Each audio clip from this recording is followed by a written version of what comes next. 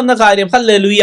അതൊരു പക്ഷേ ഹല്ലേലൂയ ഒരു കുടുംബമായിരിക്കാം, അല്ലെങ്കിൽ ഒരു സഭയായിരിക്കാം, അല്ലെങ്കിൽ ഒരു ടീമായിരിക്കാം, ഏതെങ്കിലും മിനിസ്ട്രി ആയിരിക്കാം, അല്ലെങ്കിൽ ഏതെങ്കിലും ഒരു പർട്ടിക്കുലർ ആയിട്ടുള്ള ഒരു കൂട്ടമായിട്ട് ദൈവം അസൈൻ ചെയ്തേക്കുന്ന ഒരു ടീമായിരിക്കും, ഒരു കാര്യമായിരിക്കാം. ഹല്ലേലൂയ. പ്രിയ ദൈവമക്കളെ, നമ്മൾ ശ്രദ്ധിക്കേണ്ട കാര്യം, ഹല്ലേലൂയ, ആ ഒരു കൺസെപ്റ്റ് നമ്മുടെ ഉള്ളിൽ കയറണം. നമ്മുടെ കുടുംബത്തിന്റെ ഹല്ലേലൂയ, അല്ലെങ്കിൽ നമ്മുടേതായ ആ കൂട്ടായ്മയുടെ, നമ്മുടെ ചർച്ചിന്റെ, അല്ലെങ്കിൽ നമ്മുടേതായ ഏൽപ്പിച്ചിരിക്കുന്ന മേഖലകളുടെ വിടുതൽ ശരിക്കും പറഞ്ഞാൽ എവിടെയായിരിക്കണേ എന്നറിയാവോ? ഫസ്റ്റ് ഓഫ് ഓൾ ഈ ഒരു റിയലൈസേഷൻ ഉണ്ടാകണം. നമ്മളൊരു ഇൻഡിവിജ്വൽ കൺസെപ്റ്റ് വിട്ടേരെ. ഹല്ലേലൂയ. അങ്ങനെ അല്ല.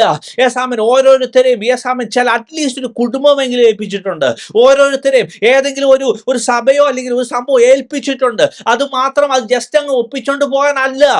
അവിടുന്ന് അവരെ പൊക്കിയെടുത്ത്, ഹല്ലേലൂയ, ഞാൻ നേരെ യോഹന്നാന്റെ സുവിശേഷം 10-ാം അധ്യായത്തിലോട്ട് കണക്ട് ചെയ്യുവാണെങ്കിൽ, ഹല്ലേലൂയ, അവിടെ എന്താണ്